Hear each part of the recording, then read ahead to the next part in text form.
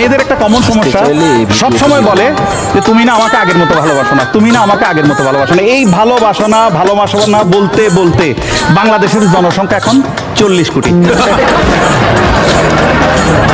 এই যে বাংলাদেশে এত জনসংখ্যা বাড়ছে, তার 50%-এর বেশি জনসংখ্যা বাড়ছে খালি একটা কথার উপর বেস করে। কথাটা কি জানেন? কি সেটা ভাই? তো বিশ্বাস করো, কিচ্ছু হবে না।